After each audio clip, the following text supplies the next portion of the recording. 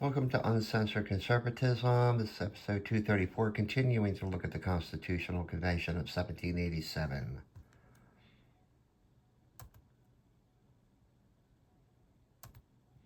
We welcome Mr. Daniel Carroll from Maryland.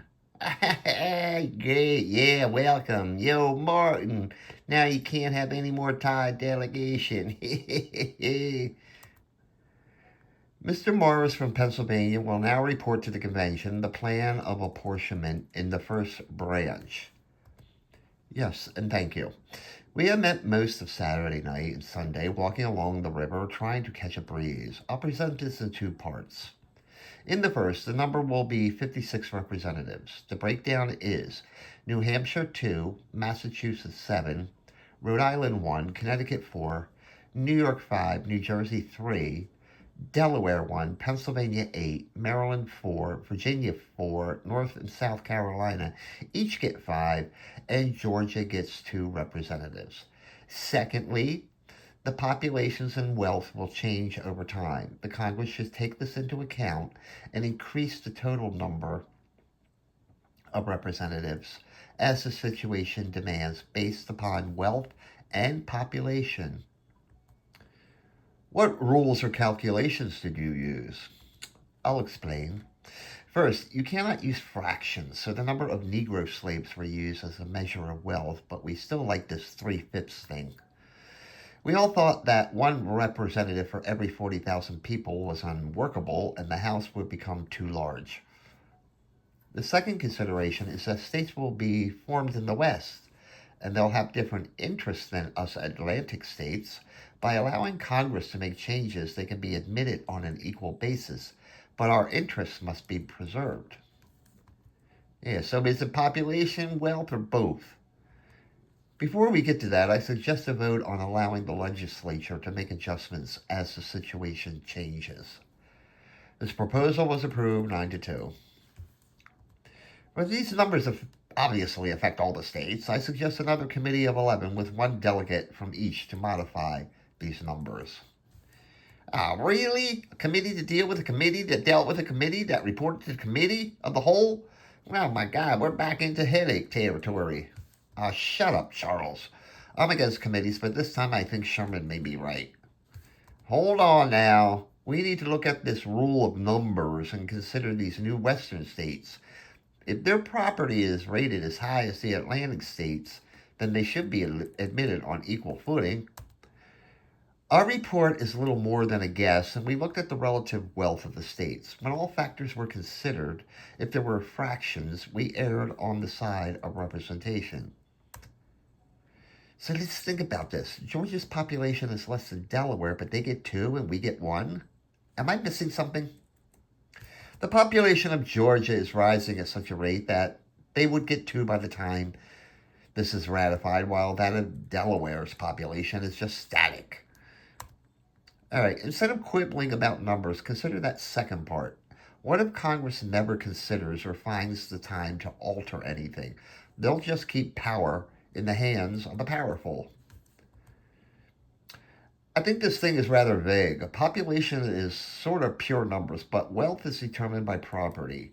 New Jersey is against this as it stands now.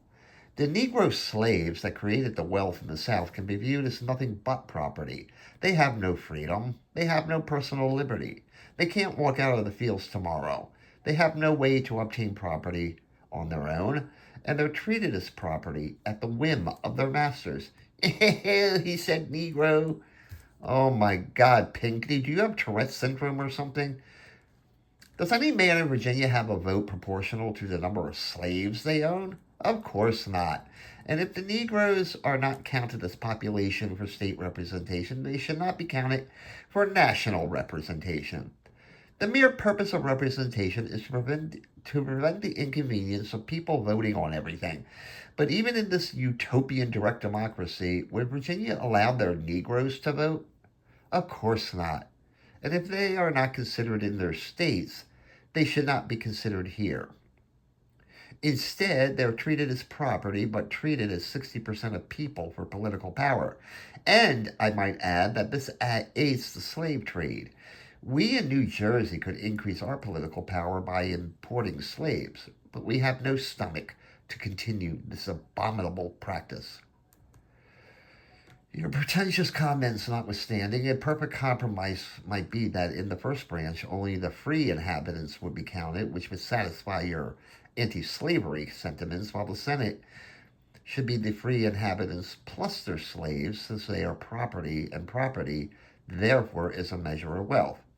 Since the states are to be equal in the Senate, as you insist, it makes no difference if the Negroes are considered property, people, or a mixture of the two. Let's look at some facts here. The southern states are the richest and would probably never unite with the northern states. If their wealth is not considered, the northern states are the commercial states, and commerce is a vexing problem that must be solved. To get the support of the southern states, there has to be a trade-off, and that is what 11 of 13 states agreed to earlier when slaves were considered in calculations for representation and taxation.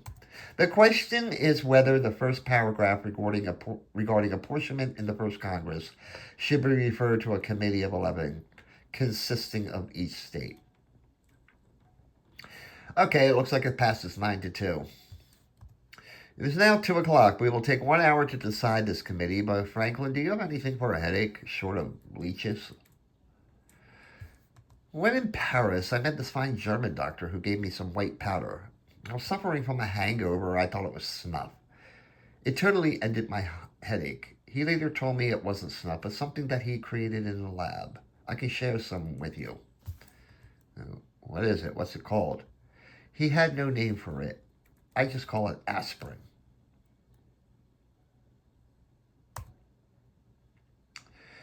General, the committee consists of King, Sherman, Yates, Brearley, Morris, Reed, Carroll, Madison, Williamson, Rutledge, and Houston. We are adjourned.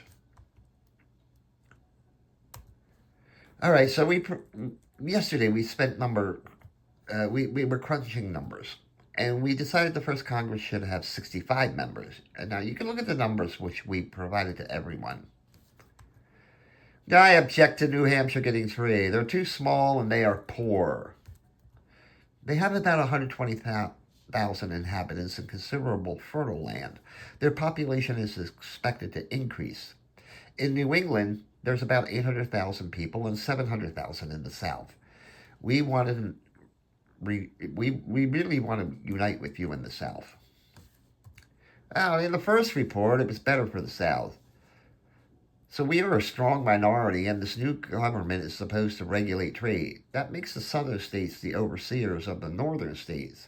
Being that the South is more wealthy, I'm not asking for parity, but something more equal than this. I'm not for reducing New Hampshire, but perhaps some other state up north. Connecticut gets 5 people, as does South Carolina, but Connecticut is nowhere near as wealthy as South Carolina. Pennsylvania is the dividing line between the North and the South. Take them out of the equation. That gives you 6 northern states and 6 southern states, in which the South gains the advantage. Yes, Pennsylvania is the wild card here, but I suspect their 8 representatives will be no protection for the South. This is why wealth must be considered. If the North is to benefit from trade, the South must benefit from our accumulated wealth. We will pay the bills of the North. So we're back to this nonsense. Instead of states, this is now regions, eh? Where is the discussion about America? The southern states are getting more representatives than they rightfully deserve, and they still complain. The wealth of the South is exaggerated, and if the South pays the bills, then the North will spill the blood. The report makes sense. These numbers are just a starting point. So we cannot count on Congress to make the necessary changes as the situation will dictate. That is why a national census should be taken to deal with this. And when it comes to commercial interests, perhaps a 2/3 majority to pass a law will help allay some of these fears. Should the representation of New Hampshire be reduced from 3 to 2? All right, the measure fails. Then increase North Carolina to 6. No? All right. Increase South Carolina. No, god damn it. Last one. Increase Georgia. Oh, damn, I'm just striking out all over the place. I might suggest that the numbers be doubled. With 65 people, a simple majority would be 33. Do we want 33 people deciding these important interests? Consider the expense of traveling to New York. By the way, where are Lansing and Yates? They were running late this morning. Just as well. All they do is obstruct things. I understand the expense, but with more people, there will be greater disagreement and less action. In Connecticut, I think our lower house has too many people, but their constant squabbling makes for great debates and little action. The National Congress will deal with broader issues, and it should have a smaller number. Well, I think a number between 50 and 65 is best. I mean, think of the travel, especially for someone west of the Appalachians. I don't think the overall numbers matter that much. Unlike Connecticut, people in my state like many representatives. To create an unruly Congress, maybe a maximum number can be established and apportionment changed from time to time. Madison notes a simple majority of 33 would exist. Instead of changing the numbers, why not just define a quorum to conduct the business? Delaware and Rhode Island get one representative. If someone should die in a duel or something, we would have no representatives. A what? Nobody duels anymore. That ain't the way I hear it. I hear them hills out in Weehawken are great for duels. Ain't that right, Patterson, boy? Well, I'm against this motion by Madison. The number of legislators in the states are too many. Let's take a vote. All right, well, the vote fails, 8-2. Then the question left is whether the lower branch be composed of 65 people. All right, that passes, 9-2. Then, since Delaware is getting the short end of the stick, I firmly argue we should get an equal vote in the Senate. Oh, God, another one heard from. Just hold your horses. We're not up to that yet. That aside, a census must be performed periodically to adjust for changes in population and wealth. Who knows, maybe Delaware could even gain a seat. I kind of doubt that. Why would anyone move into Delaware? Good God, you can be a bore sometimes, Pinkney. This census sounds like a good theory, great in theory, but all this rearranging of the chairs on the deck would wreak havoc in Congress, and the census would be inconvenient, and states would simply inflate their numbers to increase their representation. The census will put a chain on Congress.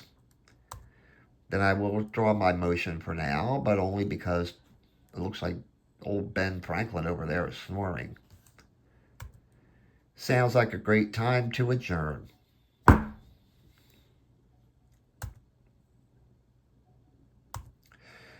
We should consider my idea of a census to account for the inequalities that will exist in the first Congress. Well, I'm against this idea. It shackles Congress to do something that may be unnecessary. If we elect good men, we should have confidence in them to do the correct thing. If we leave it to Congress, they will never make the changes. There has to be readjustments as the population shifts. So if the population shifts south, who's to say those from the northern states will relinquish power and do the right thing? Now, there may be a time in the future when the South has 75% of the population, but 40% of the political power. And that's certainly not fair. So how do we fix it? We start with some arbitrary number, which we've agreed to. So that part's out of the way. It's unfair to some, but it's a start. Then you get an accurate count through a census. Then you force Congress to make the adjustments based on concrete numbers. If left to Congress as it exists, there will be no adjustments, and the southern states, in my hypothetical, will suffer for generations. If we do not codify this now, I will return to Virginia and fight like hell to defeat this document. Yes, if we leave it to the Congress to do what is right, they won't. Once people obtain power, they are loath to give it up. I want something in writing rather than relying on the goodwill of my northern friends. Well, Mr. Williamson just took the words right out of my mouth. The number in this first Congress is conjecture. a best guess and hardly scientific. It places representational power in a region of the country that may not always have a superior majority of the population. And we know because of human nature they will not surrender that power without a fight. So it's up to us to ensure that justice is done. This is the same argument of the smaller states against the bigger states. So when we look at it in a different regional light, suddenly those principles for representational power are tossed out the window. Suddenly, inequality is just fine. Then in that case, the black Negroes should be counted equally with the free whites for those purposes. No, no, no, you got 3/5, General, and you'll get no more. And this 3/5 shit was started under the Articles for taxation purposes and quotas for revenue. If I remember correctly, when it came to taxation, the southern colonies did not like the idea. They said the Negro slaves were inferior to the whites. Now, something's changed in the southern mind that we are all unaware of. Now, suddenly, the Negroes are equal to the whites when it comes to counting the population. Now, you got your 3/5 for now. The labor of a slave in South Carolina is equal to the labor of a free man in Massachusetts. We are creating a government to ensure the pursuit of happiness, which is protecting property. If so, the blacks, as property, should be counted as a whole. Although such a formulation would certainly benefit Virginia, I would argue against this proposal from my friends from South Carolina because I find it unjust. Of course, the slaves are valuable as property because they increase the value of the land. They increase our exports and our tax revenues. They fed our armies and helped build our navy, and some have even fought with distinction for our independence. But because of their importance to society, they must be counted in some proportion to the population. However, there is no way that they are inherently equal to whites. If they were all free tomorrow, you would have a better case, but that is not the reality. The wealth and economies of the South would cease to be. So how many slaves do you have, Mason? Are you standing on principle or protecting your ownership of slaves? The number of slaves in my possession are none of your business and not a part of this debate. I checked, he has like 36 of them. You notice how he said in my possession? So are they property in possession of someone, or are they people, or are they 3/5 of a person and 2/5 property? I need to remind my friends from Massachusetts on their high horse of some recent history. When 3/5 was decided for taxation purposes under the Articles, wasn't it Massachusetts that demanded 5/5? You may ask what changed in the South, but I gotta ask, what's changed in the North?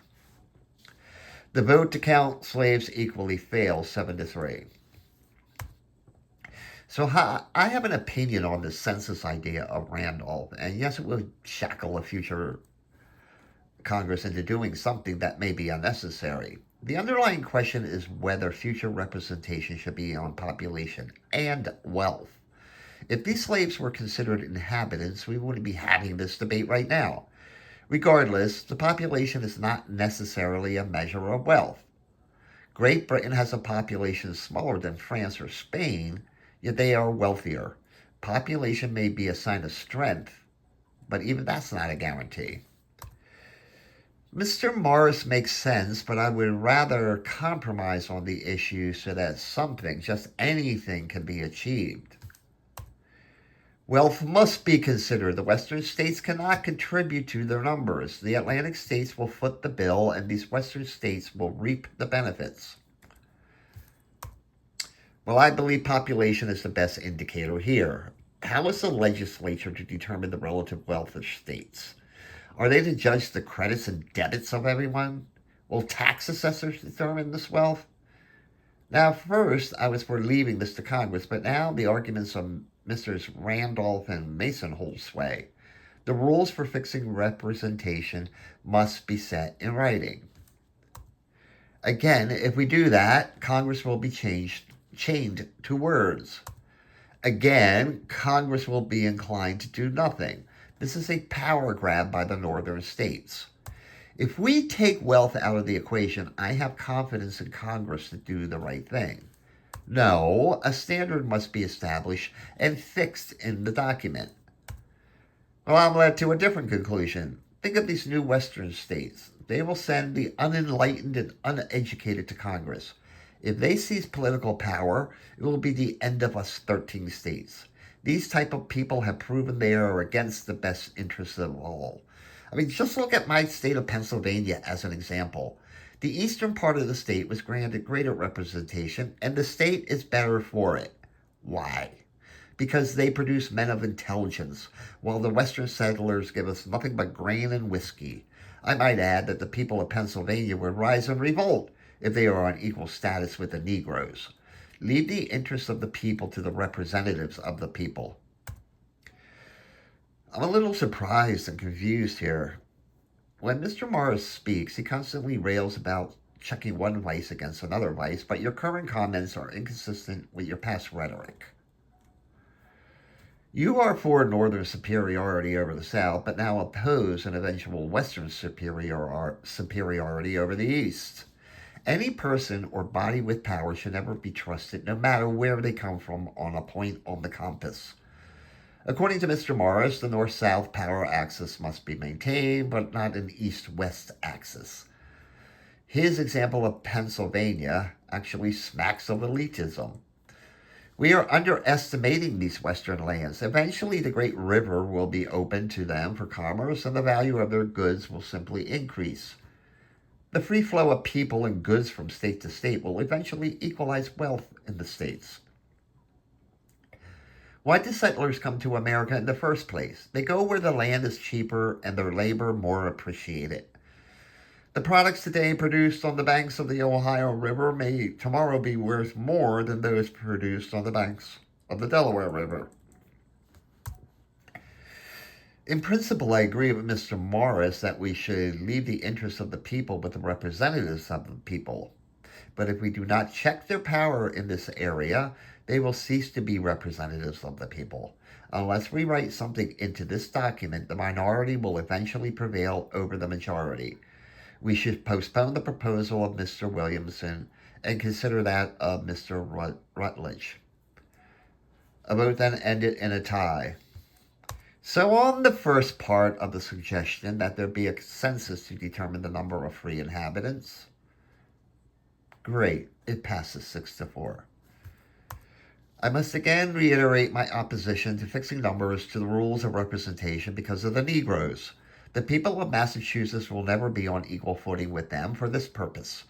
We would prefer that the entire problem be done away with, slavery abolished, and the Negroes shipped back to Africa. That's not happening, and the southern states were already granted more representatives than they rightfully deserve. If only their free whites were counted. How many more concessions will be made to the South, and how long shall slavery exist on these shores? I kind of disagree. Was South Carolina given more than New York? It may seem unjust to some, but it sounds just about right to me. We had an actuary perform an informal census in Massachusetts, and we found that population was a rather decent indicator of wealth. It reflects wealth to a certain degree, certainly not all. When the three-fifths thing was decided in Boston as proposed for taxation under the Articles of Confederation, the only disagreement was whether to count the Negro slaves as whole persons or three-fifths. We agreed to the three-fifths formula, and I will stand by it today. I just don't get it. It's like we blew this three-fifths thing out of our asses one day. Are they people, inhabitants, citizens, or are they property? Maybe 50-50, I don't know. Now, I do agree with Morris that blending the Negroes and the whites would not serve the interests of Pennsylvania, but I disagree on another point. I have been to the western settlements in this state, and have found that on the whole, there is greater unequal distribution of wealth in the eastern part of the state. Taken as the whole state, however, there is little difference in their contributions to the treasury. The few in Philadelphia pay roughly the same as many to the west. Then I'm confronted with two choices. Either I do injustice to the southern states, or I do injustice to my morality. I must do injustice to my Southern friends. I will not stand here today or any day and in any way condone the practice of slavery or its trade, and will never support it with representation. We will vote on counting the Negro slaves as 3/5 of a person for apportionment purposes. All right, the vote is tied and unresolved. On taking a census 1 year after the first Congress. Great, that passes 8-2. That a census be taken every 15 years. We should add the words "at least" to deal with something unanticipated. On Madison's motion, great, the vote is tied. On the resolution as a whole, as amended, wow, it's unanimously rejected. Well, I can see we're getting nowhere fast here. We just spent a whole damn day discussing a lot to achieve nothing. Where the hell is New York? I have been informed that Governor Clinton has called them back to Albany. We are now a collection of 10 states. Well, in that case, settle in for some more damn tied votes and nothing getting done. I wasn't sent here to sit in this sweatbox of a city and do nothing. Can we just call it a day? I'm in need of some refreshment of an alcoholic nature at a tavern in this shithole of a city. Under the circumstances, we are adjourned.